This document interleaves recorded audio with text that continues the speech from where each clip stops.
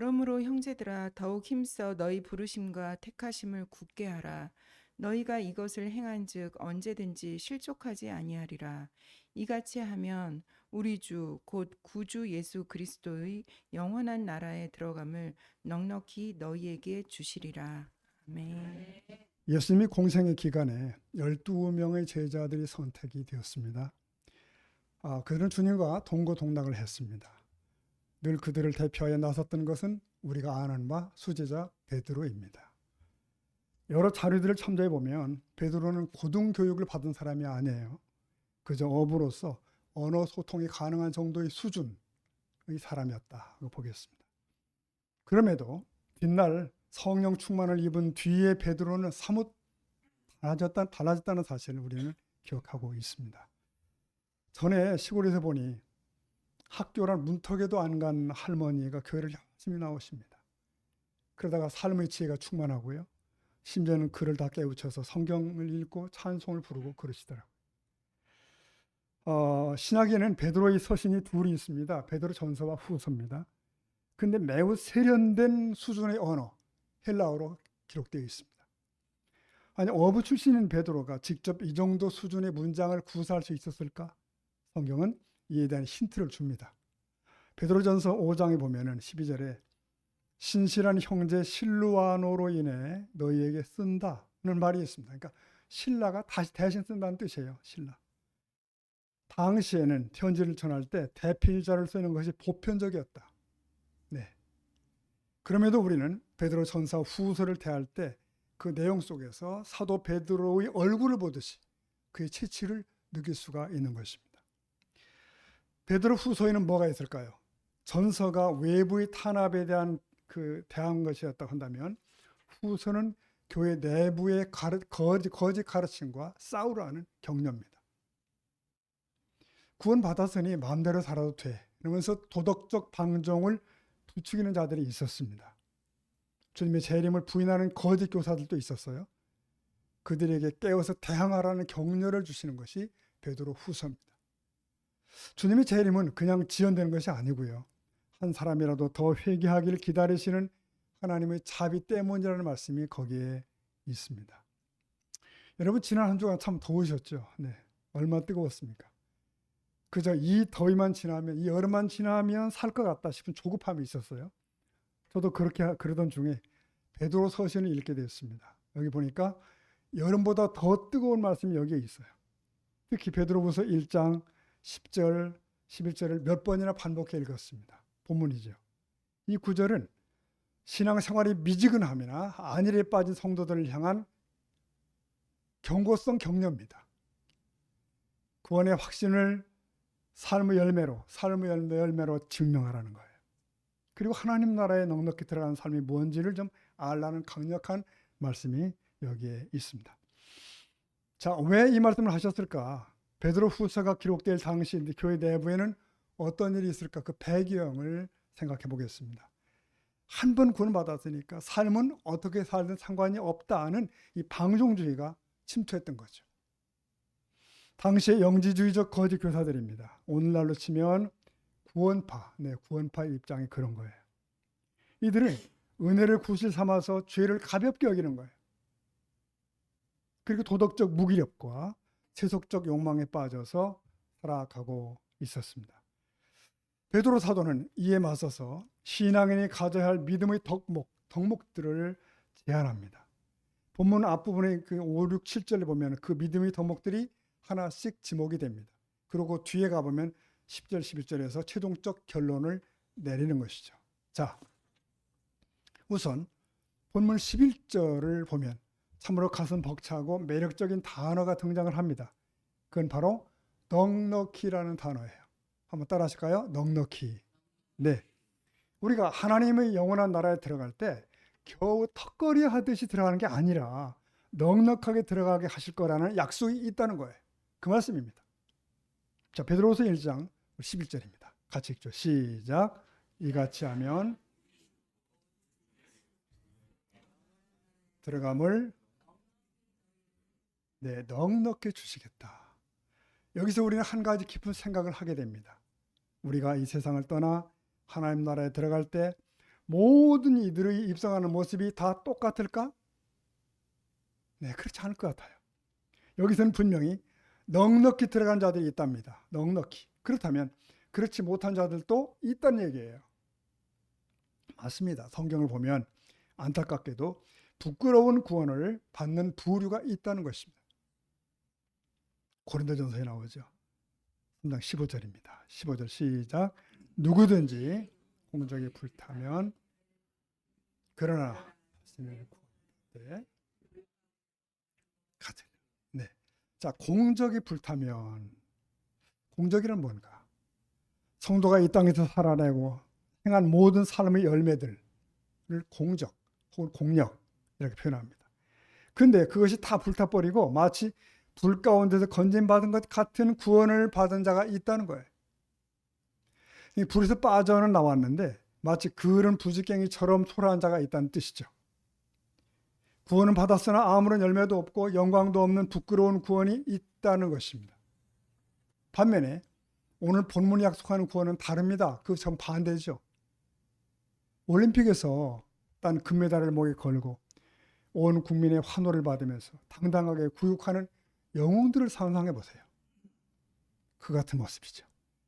하늘의 천군 천사와 먼저 간 성도들의 뜨거운 환영을 받으며 주님 앞에 면류관을 받아 쓰는 넉넉한 입장이 있다는 것입니다. 본문은 우리에게 질문합니다.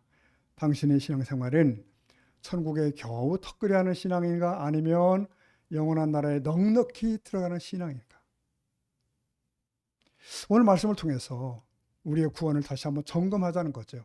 그리고 주님 앞에 서는 그날 가장 영광스러운 모습으로 넉넉히 입성하는 복된 성도님들이 다 되시기를 먼저 주의 이름으로 축원합니다.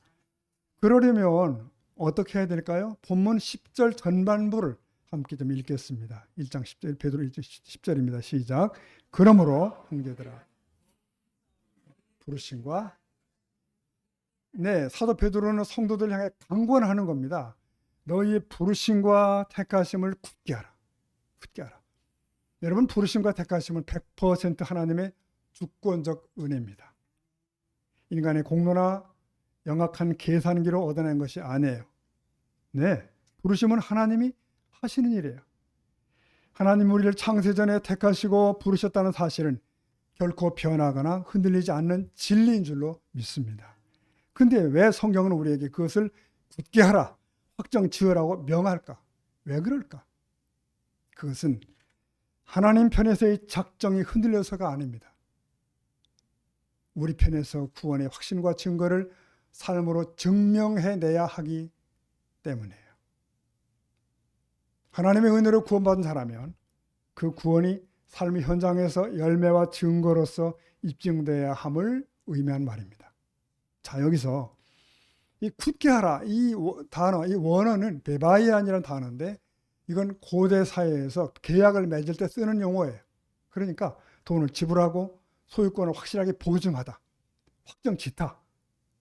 즉 나의 구원받음을 확정하다. 뭐 이런 뜻이란 말입니다. 자, 그런데 여러분, 그런데 많은 이들은 자기 구원의 확신을 감정에서 찾으려고 하죠. 감정.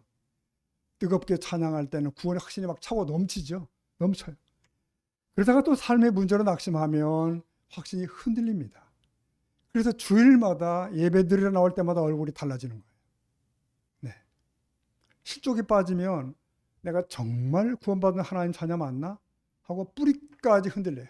뿌리까지.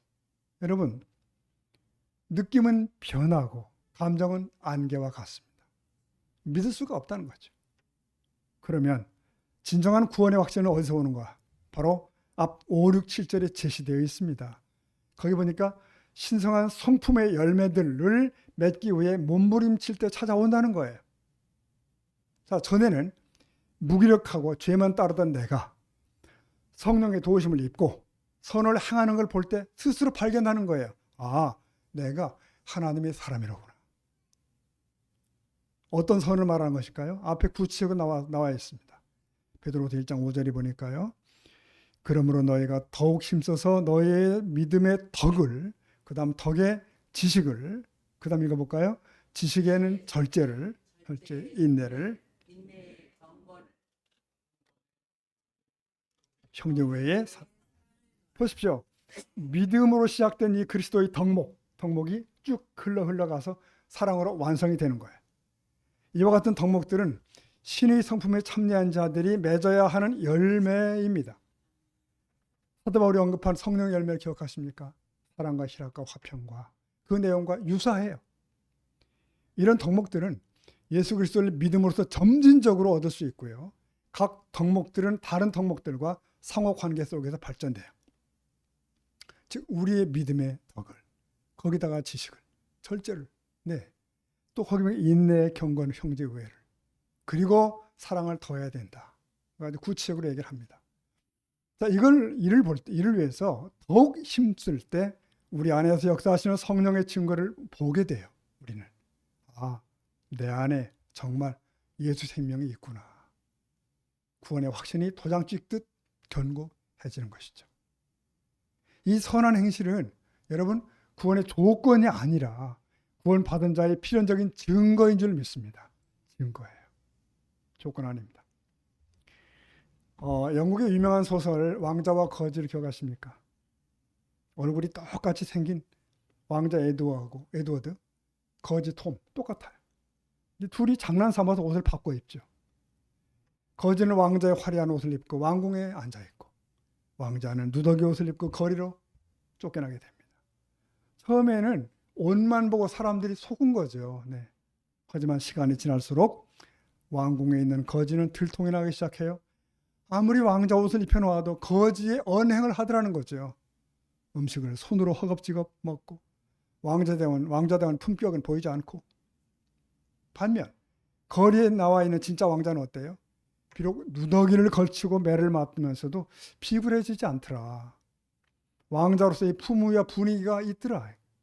결국 그들의 신분을 증명하는 것은 겉에 입은 겉옷이 아니더라는 겁니다. 그들의 행실이요 성품이더라는 거예요. 성품.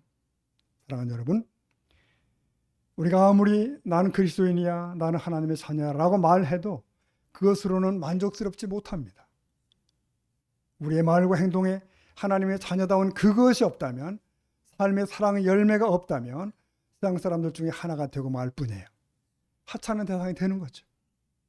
우리가 진정 주의 성품을 닮아가기 위해 힘쓸 때 세상은 비로소 우리를 진짜 그리스도인으로 인정을 해줍니다. 그리고 우리 스스로도 구원의 확신 가운데 거하게 돼요. 자, 베드로 사도는 이 성도들의 신앙 성장에 대해서 관심이 참 많았어요. 어쩌면 이것은 베드로 자신의 과거의 삶에서 나온 교훈이 아닌가 싶어요. 베드로는 제자로서 많은 실패를 경험했고 많은 실수가 있었죠. 많은 넘어짐, 무너짐 있었어요. 우리는 성장해야 되는데 성장에도 이유가 있습니다. 성장치 않는다면 거기에도 이유가 있습니다. 뭐죠? 버릴 것은 버려야 된다는 거예요. 버려라. 여러분 여기 본문에서 베드로 후서에서는 성도가 갖출 믿음의 덕목을 얘기했다면 그 앞을 보면 베드로 전서에는 성도가 버려야 하는 것들이 있대요. 버려야 하는 것들. 성도는 영적 성장을 위해서 먼저 처리할 것들이 있다는 거예요. 이게 베드로의 경험 아닐까요? 2장 1절 보면 이렇습니다. 베드로전서 시작. 그러므로 모든 악독과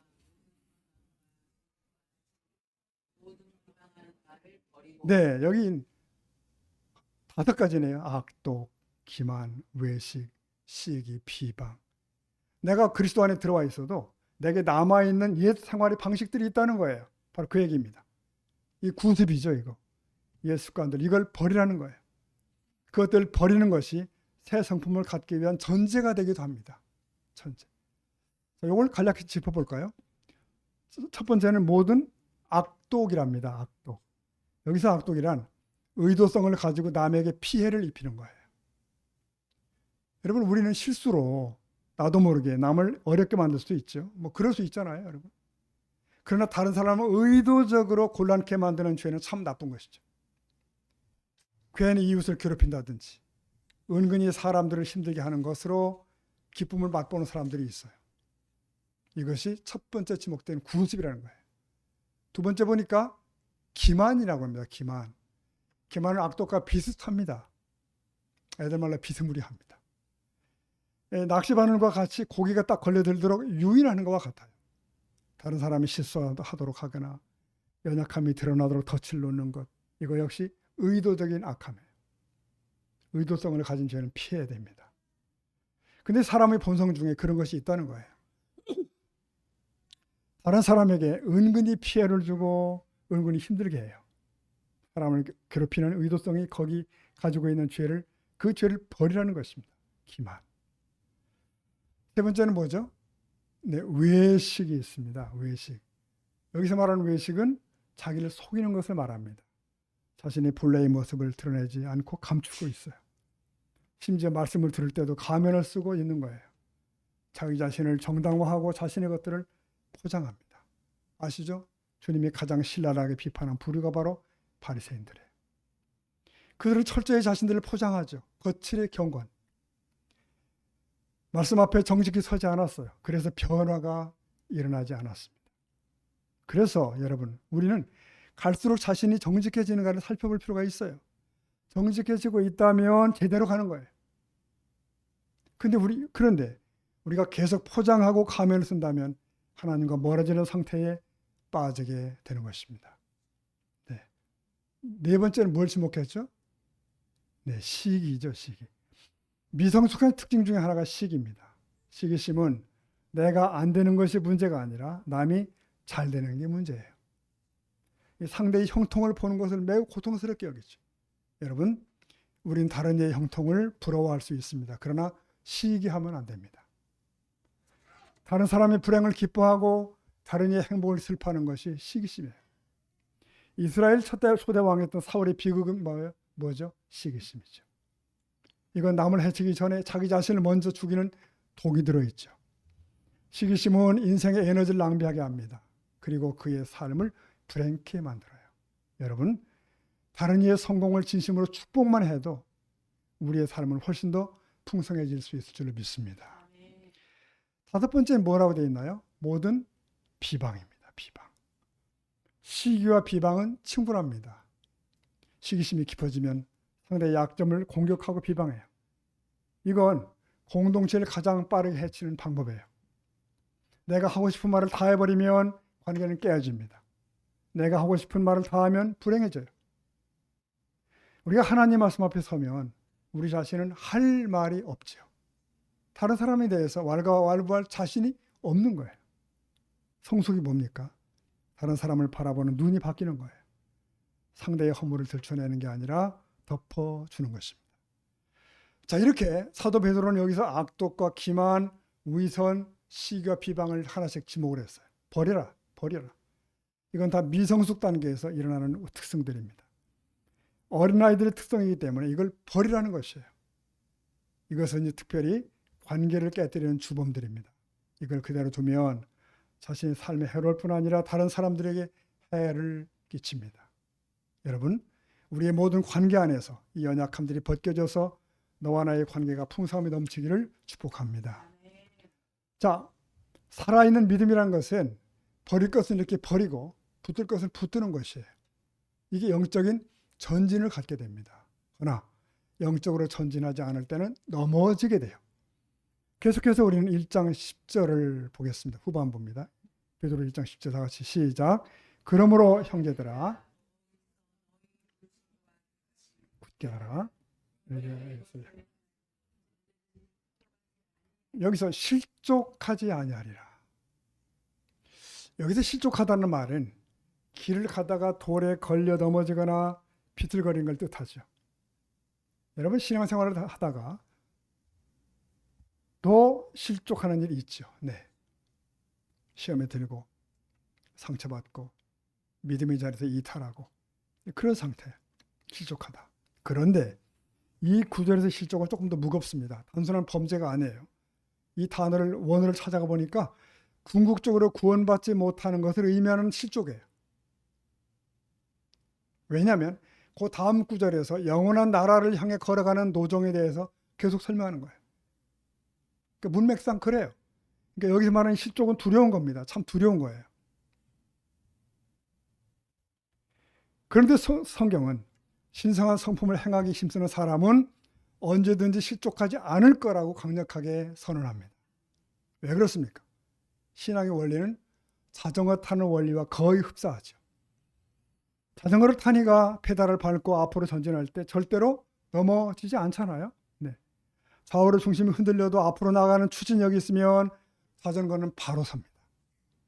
그러나 페달 밟기를 멈추고 자리에 멈춰서는 순간 자전거는 맥없이 옆으로 쓰러집니다.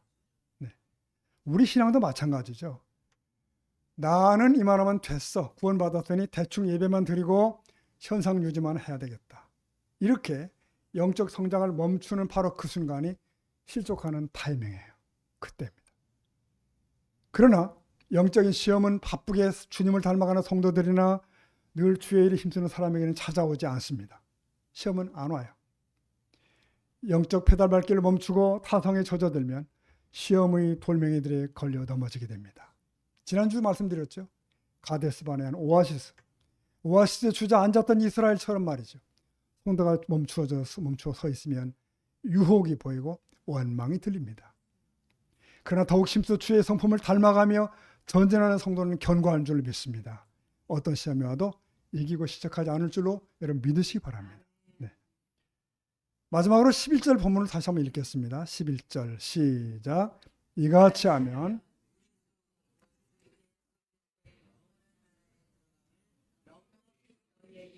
넉넉히 주시리라. 여기에 나오는 넉넉히라는 단어는 찾아가 보니까 플루시오스. 이 단어는 풍성하게, 왕가에 걸맞게 뭐 이런 뜻을 지니고 있어요. 당시 로마 사회에서는 이 전쟁에서 큰 승리를 거두고 돌아오는 영웅을 대대적으로 환영했어요. 장수가 도시 입성할 때 성문을 활짝 열리고 온 시민이 거리에 나와서 꽃가루를 뿌리고 대대적 환영식을 열었습니다. 이게 바로 플루시오스예요. 곧 넉넉하고 풍성한 입장, 플루시오스. 성도 여러분, 우리가 예수 십자가 공로를 믿음으로써 천국 백성이 되는 것은 놀라운 은혜입니다. 놀라운 은혜예요. 그런데 그것이 전부가 아니라는 거죠. 구원받는 것이 구원의 목적이 아니에요. 그 이상이 있습니다. 플루시오스가 남아있어요. 예를 들어 보십시다. 한 청년이 육군사관학교에 합격했습니다. 뭐 요즘 육사가 어려움을 겪습니다만은 원래는 그렇지 않죠. 한 청년이 육군사관학교에 합격했어요. 그러면 이 합격 증서를 들고 뭐 자랑 다니려고 그러려고 합격한 거 아니잖아요. 당당한 대한민국의 장교가 되기 위해서 합격을 한 거예요. 자, 우리는 예수 그리스도의 피 공로를 의지하여 구원을 받습니다. 구원은 합격이에요. 합격. 새로운 시작이에요. 이제 하나님의 자녀로서의 거룩한 모습을 이루어 가야 되는 거예요. 네, 이루어 가야 된다. 아멘입니까, 여러분? 힘써 신의 성품에 그래서 참여한 자가 되어야 되는 거예요. 그 나라에 들어갈 때 각자가 누리게 될 영광과 상급은 동일하지 않습니다. 이 땅에서 빚어진 신의 성품, 그리고 내가 주님 나라를 위해서 얼마나 힘쓰고 몸부림쳤는지에 따라서 달라지는 거예요. 여러분, 우리는 힘써야 됩니다. 영적 전쟁을 치르며 절제해야 돼요. 나를 아프게 하는 사람을 주의 성품으로 보듬어야 되고, 그 모든 흔적들이 천국에 들어갈 때 우리가 입을 영광스러운 예복이 되고 면류관이 되는 것입니다. 여러분, 이 땅의 삶은 영원한 하나님 나라를 준비하는 모의고사와 같습니다. 눈물로 씨를 뿌린 자가 기쁨으로 단을 거둘 줄로 믿습니다. 이 땅에서 더욱 힘써 부르심에 합당한 삶을 살아내야 되는 것입니다. 그런 성도들에게 주께서는 천국문을 활짝 여시고 선언하시죠. 착하고 충성된 종아, 내가 참으로 잘했다. 그 넉넉하고 풍성한 영광의 입성을 허락해 주시는 것입니다. 자, 사랑하는 성도 여러분, 말씀을 맺겠습니다.